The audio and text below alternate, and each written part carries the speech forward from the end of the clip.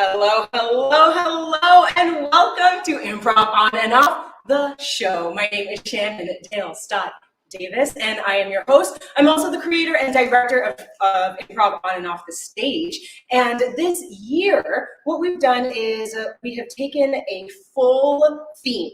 The theme is community. It is encompassing of everything we do.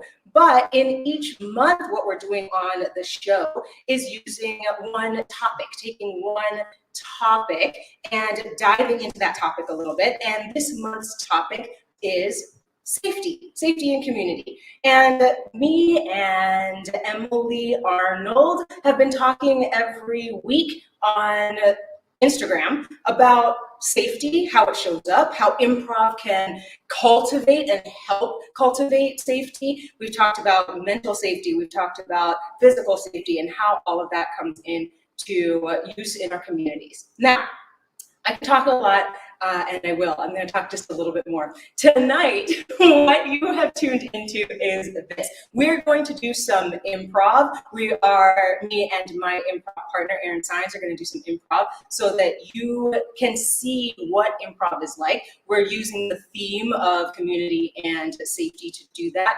But the thing is, if you've never seen improv, all of that is going to be done off the spot, on the spot. We don't have a script.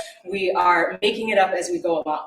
As we are making it up as we go along, we also have an improvised musician. So Kenzie Slotto is somewhere, and maybe we could just, we didn't practice this, but it's improv. So I'm just gonna have Kenzie Slotto pop up just to say hi to everyone. So everyone knows. Kenzie is doing all of their music for keyboards to flutes. They're a professional musician. So all of the things that you're going to hear from them is also improvised. Okay, now have I said all the things? You see? It's improvised right now. Have I said all the things? You know who Kenzie is. We also have Luke Wallens, who is a drama therapist, registered drama therapist. We also have Emily Arnold, who is the licensed behavioral analyst. We have myriad of people, some of whom you're going to see tonight, and one person who you won't see, who is Braden. Thank you, Braden, who is behind the scenes, who are making this possible. So if you are enjoying it, if you want to support it, you can always support us on Patreon, and we'll get to that later on. Listen, I know that you want to do some improv, or at least you want to see some improv. You want to see all the people who are involved in improv on and off the show. The first person you're going to see, actually the second person at this point, because you saw Kenzie, the first person you're going to see is my improv partner, Aaron Sines. Aaron? Hey, everyone. Look, there he is. Yes, I'm on screen. I am making the tech work. Hey, I'm Aaron Sines. I am an improviser with more than 2 decades of experience under my belt, and I have been performing improv for quite a while now. Some solo shows, but most of my favorite times of improv involve other people. So let's bring someone else here with me. It's Shannon Dale Stott Davis, our host, and I got excited. And our Shannon. No, I'm glad you were excited. I got really excited. Really? Oh, I'm so glad you are excited about tonight. I am excited about tonight. Tonight's our first show of the year. Of the year. I know. And it's a full year of community. Yeah. Both building it and discussing what makes it work, discussing what makes it work on and off the stage. Yes. Thank you. Thank you.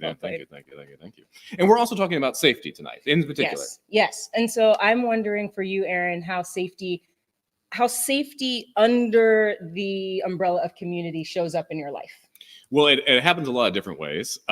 This month, 2022 started for me with COVID. And this whole month has been a COVID month. Mm-hmm. There has been children with diagnoses. There have been spouses. There has been myself. It has been a month of dealing with the thing we're all dealing with and we all feel unsafe about. Mm-hmm. So a lot of this month has been dealing with conversations. It's amazing to me how much safety comes down to communication, because you don't know how to keep someone else safe unless you know what they need and are responsible for. And they don't know how to keep you safe if they can't talk to you about the same things. Yeah, that is a really interesting point of view, because not only do you have to be able to listen and understand what it is people are saying when they're telling you they need safety, but you also have to be able to communicate that safety. Yeah. And sometimes that's difficult to do. Sometimes you don't know what you need to be safe or to feel safe. Yeah. And we can talk about this. I want to know more about safety in your life recently. Oh, yes. So safety is showing up in community, actually. So I think obviously community is the theme, yes. But in my personal life, what I have been striving for is delving into my community, figuring out who my community is, who do I let in, who do I keep out, how do I put up barriers. We've talked about barriers and boundaries. How do I do those things safely, so that I actually have the freedom to move within those boundaries, but I don't feel too scared. Does that make sense? Yes. Okay. So what I'm picking up in there, I don't want to be scared, right? You don't want to be scared. No one wants to be scared. That's part of what safety is. And you've highlighted how it involves not only communicating, but watching what you say and do, which another way of saying that is your behavior. So let's bring up our behavioral analyst, Emily Arnold Fleming, LBA. Nice segue. That was like, good. Ooh, I needed a helmet for that segue. Hey, Emily. Hey, y'all. Happy January. We're doing it.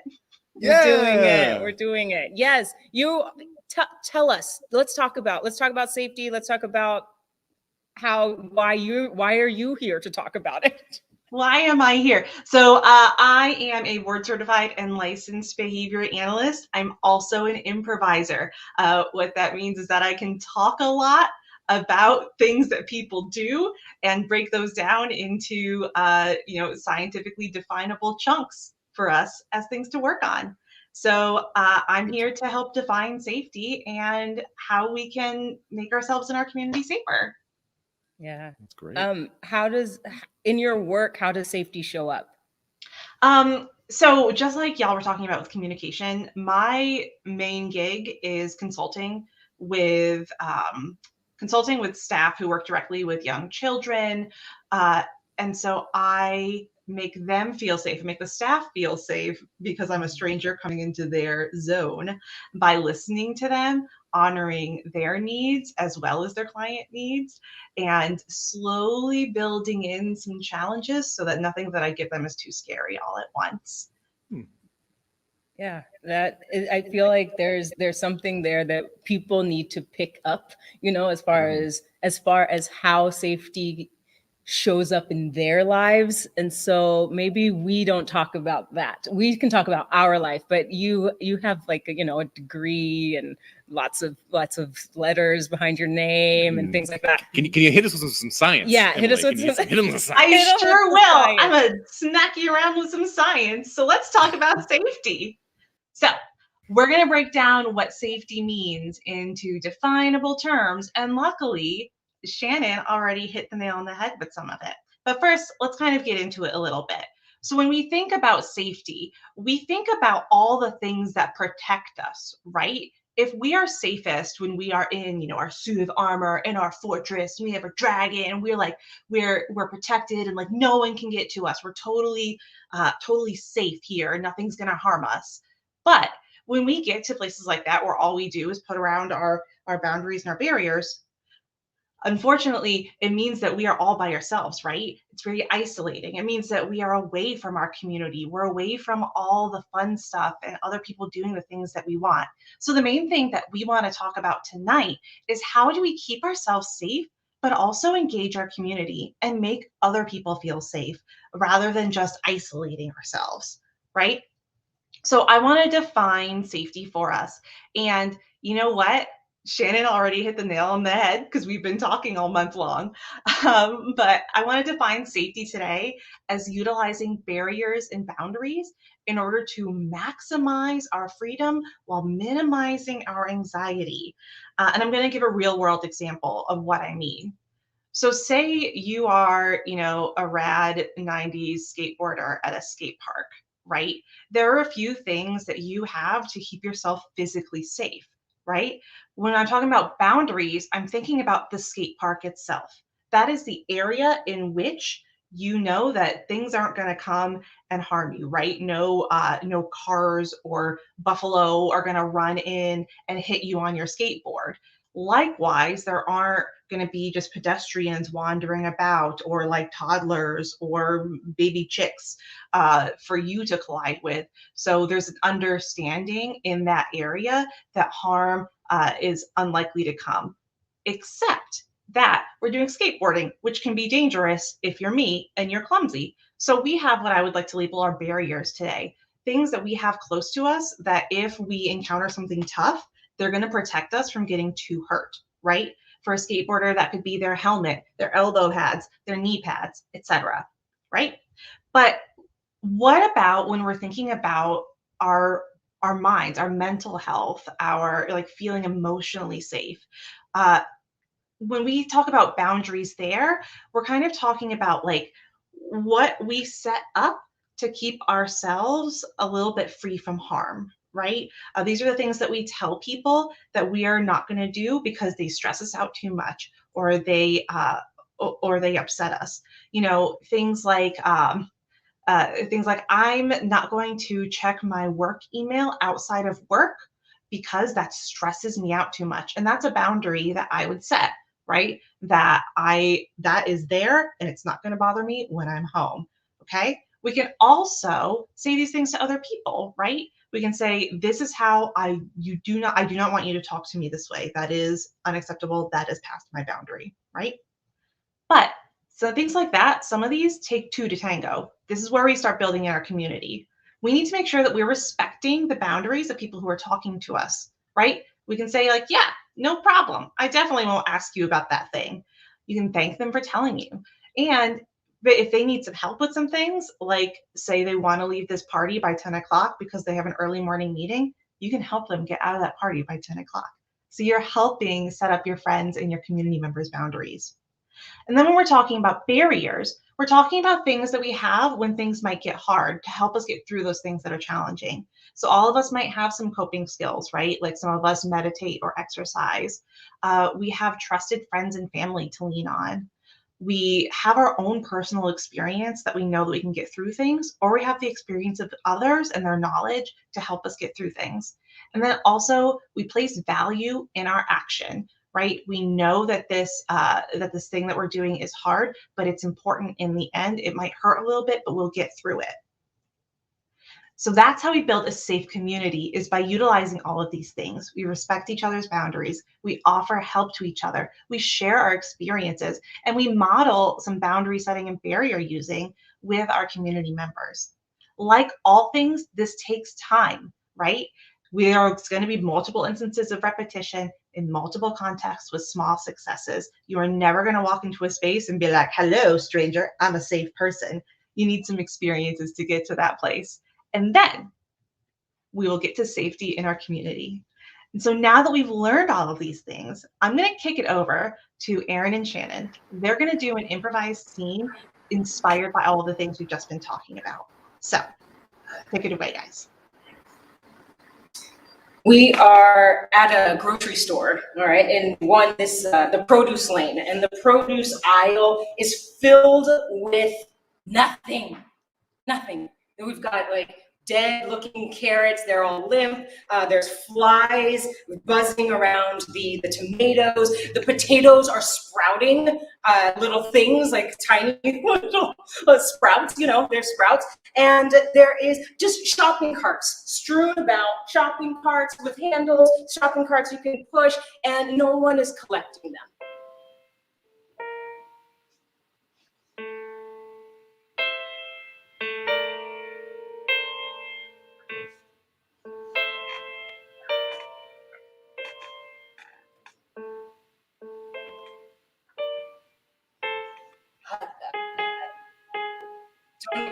Don't even touch it. No? No, it's on you. Yeah. It's okay. No. I have a.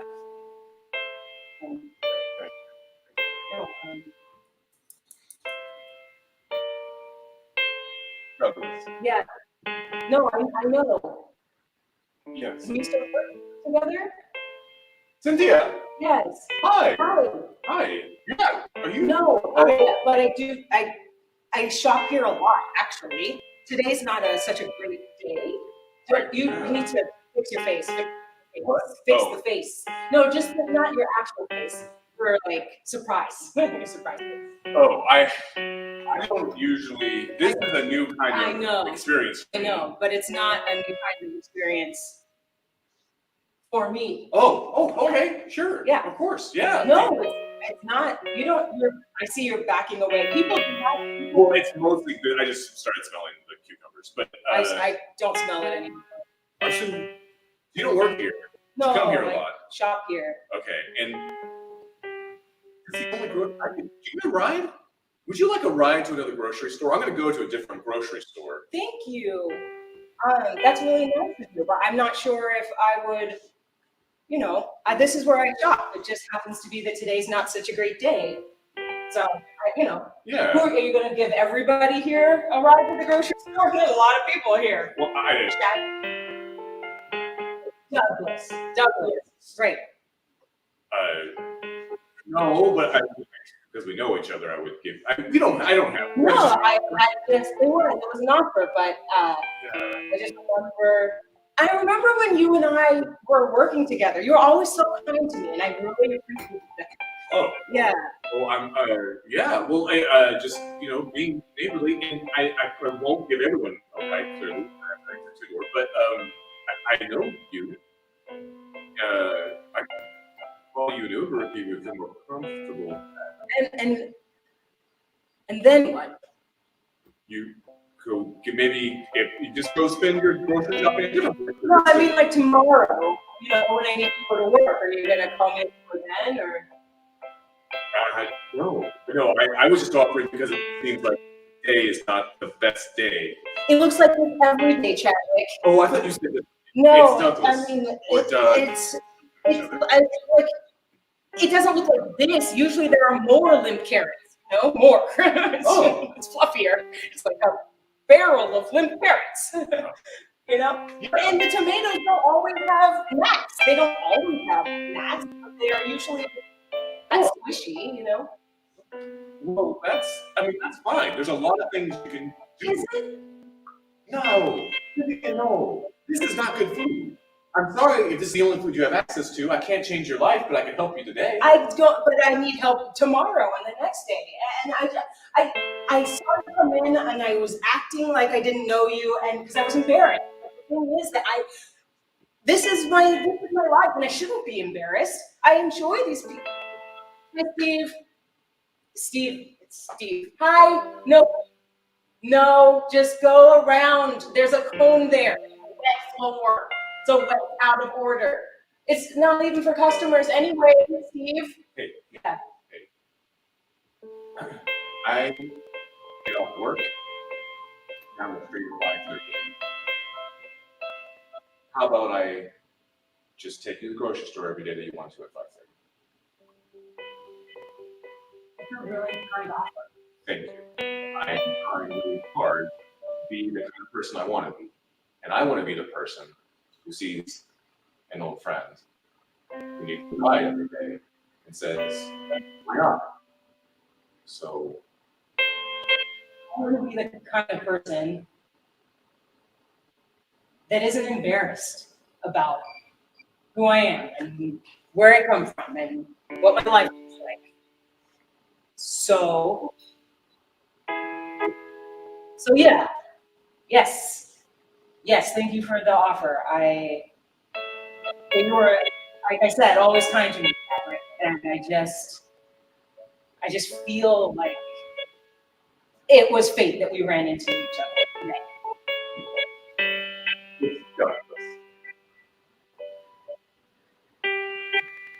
And that's that scene. Yeah. Yay! Thank you, Kenzie. Thank you. Beautifully. Thank you, Kenzie. Yeah, for doing that. For driving us here and back again every day to this grocery store. It's like Tolkien, there and back again. Emily, what did you see? I saw two humans that are very safe and comfortable with each other. the two of you. So what we talk about on this show is how we are using our, like, what's improvisational skills you're using to build these things that we're talking about, right? The two of you have a lot of inherent trust in each other, and that those set up barriers for you, because you know that if you fail, Shannon, if you fail, Aaron's got you. Aaron, if you fail, Shannon's got you, right? And so I see two humans that feel free to explore and get pretty vulnerable in a scene that went, got to the point where you said, like, I want to be this kind of person, and you got to be pretty real. I like that. Yeah, there's a risk that we're taking, that I took with setting that up, with setting that grocery store up. I wasn't necessarily sure of where I was going or why I was going there, and then we had this almost animosity. We couldn't figure out like what to do, where to go with our characters. But there's, in talking about the barriers, right? And talking about the barriers, because we set up something, right? There were too many places to go. I knew there weren't unicorns coming, right? I was gonna say, I think you're getting to this, or we're saying this, but in the metaphor of the skate park, the scene is the skate park. We know we're in a scene, we're in this grocery store, the circumstances let us know where these characters are gonna bounce around. So we have something that lets us know where to be. Yeah. That is physically also letting the audience know where the scene is taking place. Yeah. Yes, and that's how that shows up on stage. Ooh, that's true. Yeah. I want a little bit more of the offstage stuff. Okay. We have another expert in the wings. Can we bring him on? Yes, actually we can. We're gonna go. Oh, look, there he is. Luke Mullins, RDT. We can. Hello. And Luke and Emily can talk for a while. Yeah, that sounds great. All right, Luke. Hi. How you doing? So now it's, I think it's your turn to talk about how, I've defined safety, they've defined safety, and how it shows up in our lives. You are a registered drama therapist. Yes. And you do some really cool stuff, and we're going to see some of that in a minute. But can you share what safety means to you and how it shows up in your life and your practice? Right. So I work at the ARC at the Capital area. So I work with adults with disabilities, and so safety physically, shows up in a lot of different ways of health and safety, and just making sure that, especially now that we're back in person, we want to make sure that we're keeping social distance, wearing masks, all that stuff. And a lot of people have different dietary restrictions too, so we want to make sure that they're not sharing food or anything like that. So even though if they want to, it's a very nice gesture, this time probably not good because we don't know everybody's dietary needs. And then, but also, there's a lot of because they are in a situation where they're coming in day out throughout the year. There's no break like school or anything like that.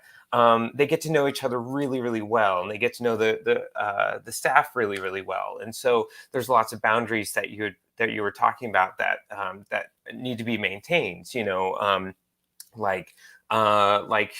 Personal information about phone numbers and addresses and all that stuff. And so it's always good to maintain those boundaries as well.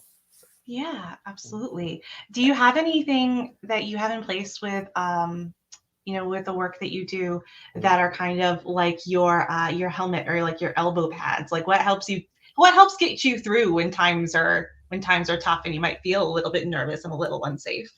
I definitely talk to my safety net of friends and family. Sometimes I do need to say look, I just need to say that I am stressed out right now. And then I can start, I just need to acknowledge the emotion about how I'm feeling, and then I can carry on. Sometimes it's just as simple as that. Or if I just need to vent to my coworker, be like, look, we don't need to fix anything. I just need to tell you this one thing about this one thing and one thing. Because and then I can carry on, So. Yeah. Yeah, absolutely. So. Well, Luke, I would love to see your wonderful work in practice. So I'm gonna go disappear in a second and let you take over, do some work with Shannon and Aaron. Cool. All right. Sounds good. All right. So yeah. Hello. Oh, Hello. Yay. Cool. Yeah, we're gonna get to some exercises. Before we begin, you guys have signed agreements, informed consent forms, just kind of demonstrating that these are drama therapy exercises that are demonstrated, as if I was going to be running a workshop on safety and community. So, yes, we have. yeah. We won't try this without a registered trauma therapist. Yes. Yeah. Great. And then also, speaking of safety, if you need a break at any point, just say break, and we'll take a pause until you are ready for us to come back to it. Just give us a nod and say like, okay, ready to come back. So. That's helpful. I want to say, or just emphasize what you're saying, because what we just did was improv that we made up on the spot. But what we're about to do is work with a therapist, right? So we're doing like real work on the spot here. But off the stage. Well, yeah. okay, all right. But yeah, no, it's great. But we need, for the viewers, just to let them know that we're actually doing therapy here, right? We're working with you as a therapist. So here we go. Yeah. Cool. Awesome. Thanks. So we'll do 2 exercises, and they're going to be as if like I'd be like at the beginning of a workshop. So just getting to know, a group of people in the room. First off, we'll start off with like a sociogram. Sociogram is kind of like a physicalization of a word map. So basically, like I'll be asking a series of questions, and then you would be like standing in different points in the room, or be physicalizing in different ways, based off of the question. Does that make sense? Yes. Okay, cool. All right. So speaking of safety, I'm just gonna ask you, so on the stage right there, where you guys are, I'd say find a spot that you feel safest in.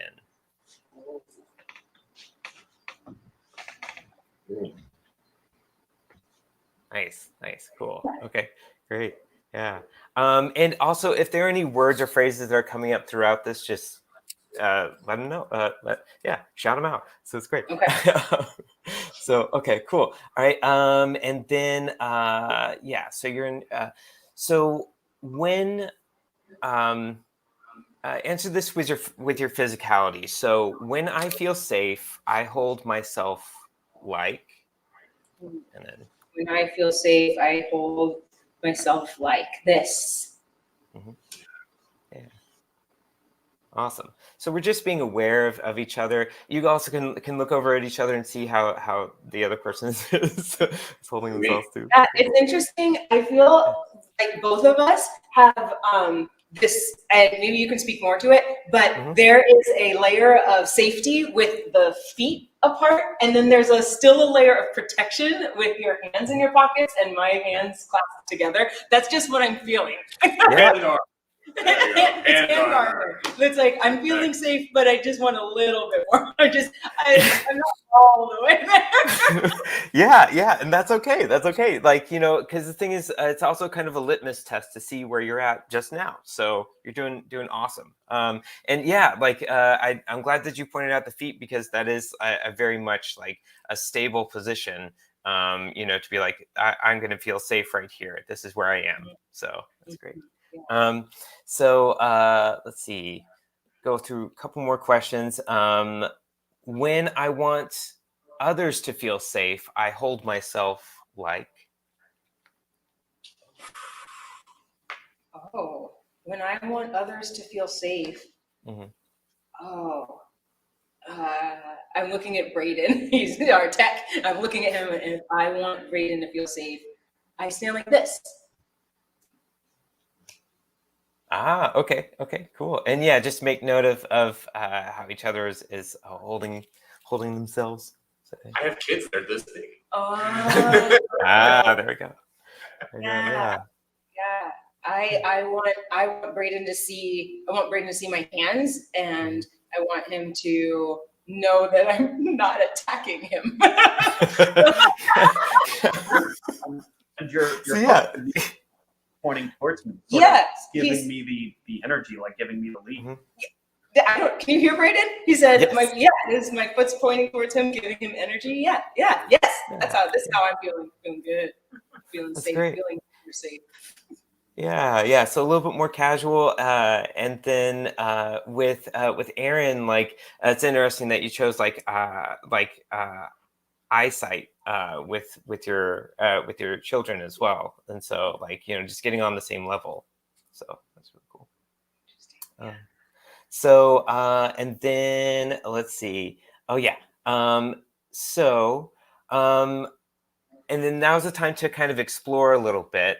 So I would say like you can move around the space, and when you feel like that you're in a safe position and that you physically feel safe, just say safe, and then take a pause, take a breath, and then move on to the next part. To the next part that you feel safe in that space.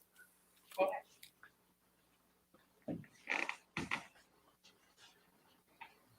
Safe. Okay. Nice. That's great. Yeah. Cool. Safe. Nice. Safe. Safe. Nope. Not there. No, I don't want to get kicked. Safe. Sweet. Pretty good. Awesome. Safe. Great. Yeah, cool. All right. We'll take a pause there. Great job. Any other thoughts that came up with you? When Aaron walked around, I noticed that I was walking at first with my head down, and Aaron was doing the same thing. And no matter where I was, I did not feel safe because both of us we couldn't see each other. So I just, I don't, in my body, I was like, oh, this person doesn't know where in the space I am, so I'm not safe. Mm-hmm. Yeah, that's great. I was noticing that as soon as Shannon said she was safe, I suddenly felt safer. Interesting. So I was often hearing safe and being like, oh yeah, safe. This is fine. Safe. That's interesting. Yeah. Yeah, I felt also, no, it's not an also, I felt judgy. To counteract Aaron's safe, like when he was like, I'm safe, I would look at him and where he was and would analyze, like, that's obviously not a safe place. Why are you choosing that? That threw me. I didn't like that. I was like, that's a no-brainer. That's a no-brainer. Yeah. So there's a lot of, I thought it was really cool too how you both found a way to make eye contact and to say safe to each other, and we're like, cool, we can move on to the next segment of safety. So so it's great. There's a lot here. So two things. One, as improvisers, we do, without knowing it, we do a lot of that, right? Like we figure out where in the space we feel good, how we're interacting with ourselves. And then obviously, I mean, you know this, you're the therapist, but as far as walking out in the world, I know that it's the game. I'm constantly playing that game, like, right? Oh, I'm walking next to a strange fill in the blank. Oh, I don't feel safe. Oh, there's a dog. I don't feel safe. Oh, I'm by myself. I either feel safe depending on where I am or not. I'm wearing these particular clothes in this particular area. I don't feel safe, or I do. But it's like you're constantly adjusting for that. Yeah. And on stage, it's no different. It's just that the safety is sometimes caught up in maybe the performance aspect or even the safety in front of the audience. Instead of maybe, I mean, it is very parallel. I'm dressed this way, I feel safe in this environment. I'm doing this character, I feel safe in front of this audience. Or we're doing this kind of scene, I'm feeling safe because of the reaction I'm getting from that audience. Right. Yeah. Yes. Yeah. Yes. Yeah. Is that what you did we do it? Did we You did talk? great. Yeah, you did it. Yeah, that was great. Yeah. Tell us a little bit about what, like, when you're using this exercise. Right. Yeah. So, part of it is just once again to be aware of everyone. Like when you're coming into a drama therapy workshop, you don't know necessarily everybody that who's there, and you're going to be sharing some vulnerable things, and so it's always good to start off with the very clear basics of eye contact and making sure that you're connecting with people in a lot of different ways. So you can build a sense of safety and sense of trust and a sense of boundaries as well. So it's a great way to dive right into it, into the topic and the theme. So awesome.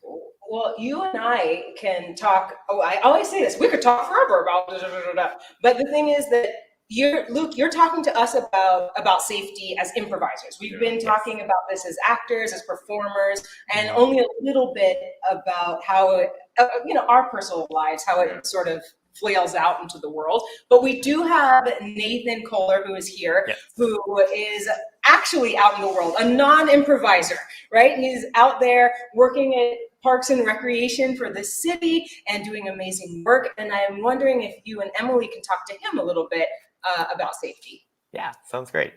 Okay, bye y'all. It's good. Emily. I'm so excited. Yeah, me too. Yay. So, yeah, here they are. Yeah. Hi, Hi, Nate. Hello.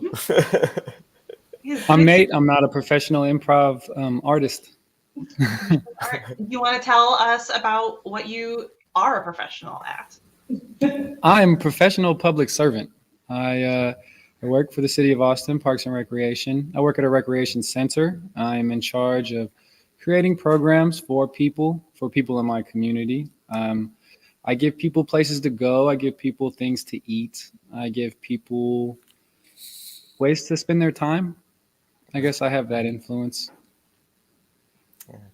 I'm a professional babysitter at times. I'm a professional janitor, a professional. That's about it. That's about all I got. You wear a lot of hats. Yeah. So I guess we can start off how does safety show up in your place of work? I'm sorry. Can you repeat the question just one more time? Oh my goodness. I'm sorry. How does safety show up in your place of work?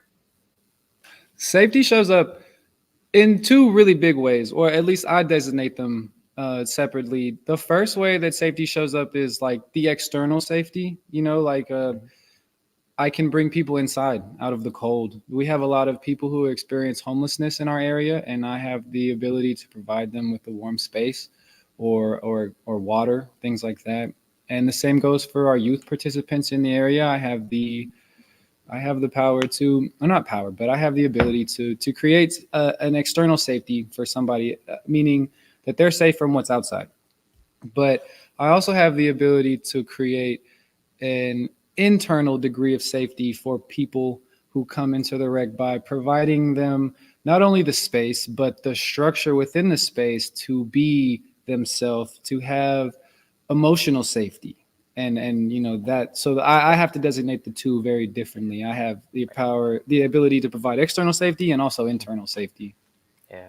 Yeah, and those are both so important, right? Mm-hmm. Can you give us, do you have an example of a way that you give some of that kind of emotional safety with the humans you work with?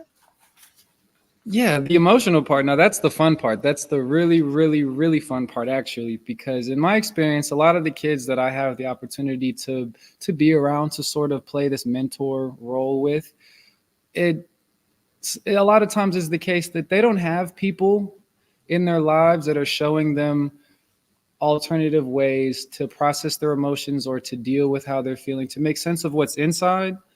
And so my job a lot of times is to show youth that, okay, this is what being frustrated looks like. This is what being stressed out can look like.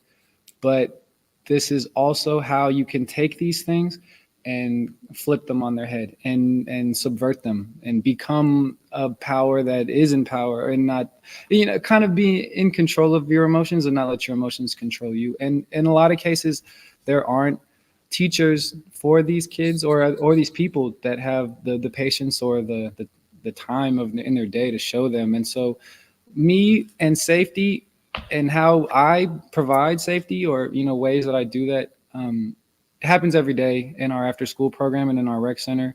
It happens through discourse, through conversations. It starts with an observation. I notice a behavior. I might hear somebody say something. I might notice a pattern, and then I have to approach that, and I have to, with the participant, I have to ask them, why do you, so this is what happened, and that happened because of this, and you felt like so. And through these conversations, starting to sort of like form the tools and hand them to them, for them to be like, okay, I'm the master of my own self and my own emotions, and I feel safe. Yeah, that's wonderful. So you're mapping it out for them about like, I feel this, I'm aware of this emotion, I feel this way because, and then I'm going to do something to work with that emotion, right? Exactly. Yeah, that's awesome. Yeah. And what a wonderful way to like help people feel comfortable with expressing their vulnerability in ways that they might not have outside of your space. You are doing good work, my man. Thank you. Thank you very much. I enjoy it. Well, what about for yourself? Do you have any, kinds of, because I expect this probably isn't the easiest job, especially if you're working probably with kids who might have a lot of not so great stuff going on. How do you protect your own heart? How do you keep your own heart safe? Oh man, I don't know that's a really good question. I wasn't prepared to answer that question. I don't know that my heart is protected. I think that my heart is out on the line every day with those people, because that's where my heart is. Simple as that. And it's not that I feel entirely safe making that decision. I know that there are consequences, that I can be hurt, or that I can experience something negative, or, that I can have my feelings hurt. I can have my heart broke because my heart is out there. It can be broke. And I know that, but I have a level of comfort with myself in order to do that. I'm comfortable putting my heart in that position. I'm comfortable saying what happens, knowing that I was at least in a position to try and do something. And that even if my heart breaks, I still tried. And so that's kind of what keeps me motivated, is it's kind of like that attitude, if not me, then who, Yeah. Yeah, absolutely. Oh man, wow. Yeah. That's amazing. That's like, to know, to be so conscious of yourself in terms of like knowing, where you can give your heart, and then also where to protect it too, and to find that spot for yourself and only for yourself. So that's awesome. Yeah, and I think that sets up. There is a little bit of safety that I think you've built up. You might not recognize that, but you were saying, like, you're like, I know that this is important, and even when it's hard, I will get through it. And you've clearly done a lot of work on knowing that the tough stuff is important, and I think that's really wonderful. Yeah. Thank you. Yeah. Thanks. Well, thanks for talking with us for a little bit. No problem. It was a lot of fun. Yeah. And so you spend all of your time making people feel comfortable and safe. So now we're going to put you, a non-improviser, in a situation that might be a little uncomfortable and hopefully make you feel safe while doing it. So Okay. you ready to do some improvisation with Shannon and Aaron? I am ready for improvisation with Shannon and Aaron. All right. So Luke and I are going to disappear, Mhm. and we're going to let Nate and Shannon and Aaron do some improv together, scored by the wonderful Kenzie. So I'm excited. Well, are we here? We're not here? We're here?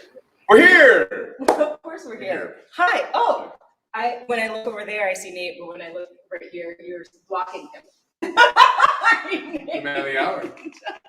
Hi, Nate. You said some amazing things. Make them up. Well done. Well played. Well, you're going to play with us, and you've never improvised before. Is that right? So, Aaron, what are we playing? What are we going to do? What devious schemes do we have for? We're Nate? not being deep. We're not being devious. No, So, no. what we're going to do, Shannon and I are going to do a scene. We're going to start it. We're going to be in the middle of it, and you can kind of just stand a little bit off to the side. And That's square. right there. That's perfect. And in the context of the scene, I will occasionally feel like there's something important my character has to say. Right? Something that really needs to be said. And instead, but I'm not going to be able to say it. So instead, I'm going to tap you. You're going to walk in, and you're going to say the thing that you think needs to be said. And then you're going to get out. So all you do is say the thing you think needs to be said, and you got to get right back out and jump right back in. And we'll do that a couple times. If at any point you start feeling comfortable and you think, I don't have to wait for Aaron to tap me out, I'm going to tap in and say that important thing, you go right ahead. And beyond that, we're just going to play with it and see what happens. Okay? All right, it's great. Okay. Let's have Kenzie set mood for us.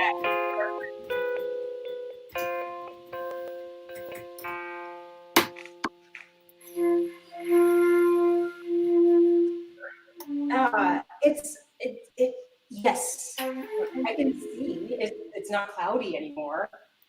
That's awesome. It's awesome. I think you did a great job.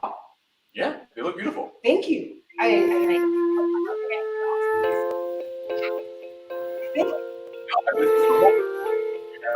Perfect vision now. I don't know what that's like. Anything my entire life. Well, you now, and actually,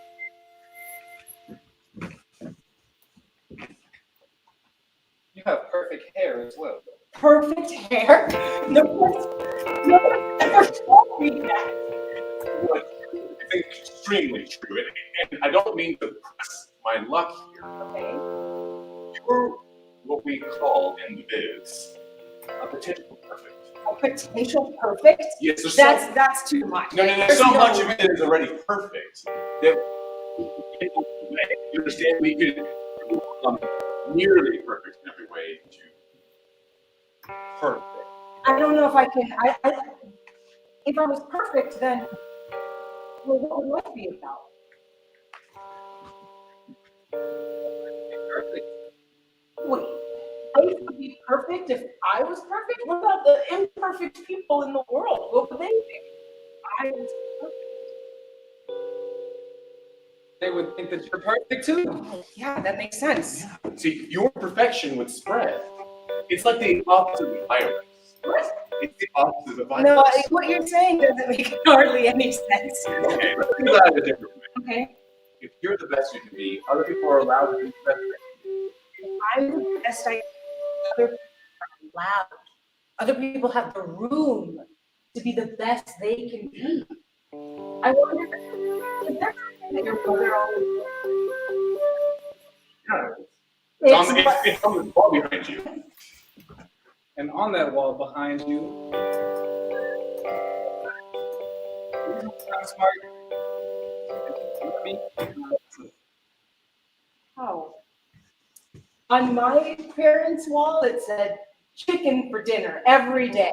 That's what it said. It didn't say anything else about being smart or growing up. Or... Okay, but if you can go back in time now, more perfect than you were then, and you could ask your parents to say the things you wanted to be on, what would you say? Say, Try. yeah. I would say try. That's Try. You know, I feel like when I look into my children's eyes, there's some of that I want to say to them. And I don't. What I end up saying is,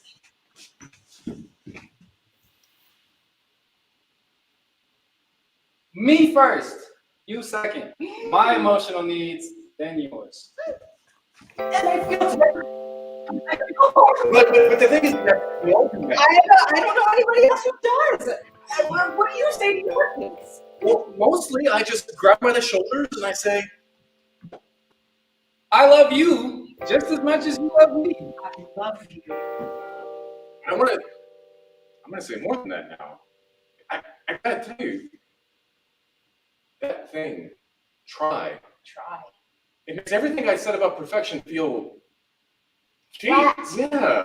Yeah. Why aim for this weird thing you never quite make perfect and just try to be there? Why can't you just be? You know what? I don't need this stuff. That's not how it works. That's not how it works. Yeah!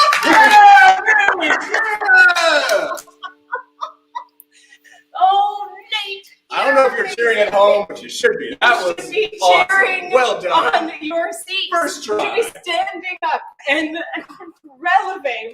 Yes. Thank you. You did great. Thank you. I had a lot of fun. Good. Okay, so we did this thing, the mechanics of which you tagged in and out with Aaron and myself and said the perfect thing, whatever that perfect thing was. Talk to us metaphorically about this game and what you do. Well, okay. Starting to connect some dots. This game was very uncomfortable at first. Good, yes, good, be honest. This game, I didn't know where I should stand. I wasn't sure how I should move, and I wasn't sure when to jump in. I was waiting to be tagged in, and then even when I got tagged in, I wasn't sure how I did. And it kind of went like that a few times. And then, but the first time I told myself, okay, well, I'm going to tag myself in now. I'm going to just take control. I'm going to put myself in the position. I did it. And I stood right here. And everything, all of the stuff I told myself to make myself feel big like a minute ago was gone, and I was just empty-headed and I didn't know what to say. And then that made me feel like maybe I should think a little bit before I push myself to go back and try it again. But I'm glad that y'all were here because y'all kind of helped make me. And by the end of the exercise, I felt a lot more comfortable. I kind of, and I was having a lot more fun too. Yeah. I could feel my body kind of not tense, whatever the opposite of relief, tension, that I felt that. Okay. You just hit on something that I don't know if we've said this entire show, but it's when we are safe, when we start having that experience and those small successes that build up, we start to have more fun. Oh. Right? Because why are you at the skate park in the first place? Right. Why do you have all those boundaries? And helmets and because you're there to have a good time. Yes. Oh. Do you feel like the children and community that Nate supports right now, like we're getting the same, like the support? You know what? Which is wonderful because I was able to visit you, yesterday, 2 days ago, and the children, the teenagers that were in your presence, one, I saw Nate many times yell a person's name, just yell, John, Jake, Brian, whatever, and immediately whatever the behavior was changed. Now, the negative, unwanted behavior like climbing on chairs or beating people with basketballs. The thing is that not one time during that behavioral change did I see sadness, fear. The whole time people were having fun in your presence. You were creating boundaries for them to do that. And it was amazing to see. And now you have experienced what they are experiencing. Mm-hmm. It was great. I had a lot of fun. Thank you for having me on. You're very, very welcome. And it was, always a great experience. Great also for Kinsey, who was there with us the entire time. Yes. Music, which really made everything feel really tight. Hey, Kinsey. Actually, can we bring everybody up? Yes, we can. Look at that. Look how we did it. Gang's all here. Okay, so as we're here, let's go down the line. Nate, what are some things just in this experience that you're going to take back to community in general? Well, it was nice to be uncomfortable for a while. And so I'm guessing in my head, I'm thinking about how community is uncomfortable a lot of the time too. And so I'm going to take that back with me. I'm going to remember what it's like to be uncomfortable, to have to push yourself. And I'm going to be somebody else's little nudge or push into something new. Excellent. Thank you, Nate. Thank you. I'm wondering, Kenzie, what you saw and how you were just acting and reacting to the scenes this evening. Yeah. Last one that we did. Turning off my echo. Let's see. The last one that we did, I noticed when Nate started jumping in faster without being prompted. And then I felt safer once he started doing that, because there's just, I don't know, when everybody else is comfortable, then that makes me feel comfortable. And then the stream from the end where the three of you are slowed down, and so I couldn't see you moving, and so that made me feel unsafe. But I could still hear you all, and I could still hear Nate jumping in. I could tell that he was jumping in without being like pushed. And so then I felt safe again. It was very much like a push and pull in my own mind of like realizing, oh, it's the other people feeling comfortable that is making me feel like I can just try something, and we're all just in this together. Yeah, I feel like Luke was saying a little bit about that. Kenzie, is there anything that you want to leave our audience with as far as being a musician and doing what you've done for us this evening? I think that there's always for me, I have this like compulsion to always be doing something, try to do something brilliant, or don't do it at all. And that's not necessary. I tell myself that. And because if I'm trying to do that, then I can't fully be present and be like listening with all of you. And like we've been saying this whole time, like really feeling the people around, even virtually around, like creating something together creates that space for you to feel like psychologically safe. Well, I'm extrapolating now, but yes, it does make me feel that way, which makes us all able to be more creative. So that's the same as it is for a acting improviser as it is for a musical improviser, but that's what I'm thinking about. Yeah. Thank you, Kenzie. Thank you, Kenzie. Yes, everyone say bye, Kenzie. Thank you, Kenzie. Yay! Bye, Kenzie. And so, Luke, tell us. I'm so excited. I'm just excited. Tell us what you saw. Tell us what you want to leave our audience with. Yeah, I really what Kenzie had said that she had started finding a rhythm with everybody involved, and so once one person saw the pattern and started acting on it, another person did, and so it's really awesome to see that happen in improv and see that games start to happen and be like, oh cool, okay, great, yes, yeah, now I can relax, now I know what the where the boundaries are, where the cues are, and stuff like that. So that was really cool to see. And then also I liked what Nate had said about just taking the time to to create that emotional awareness.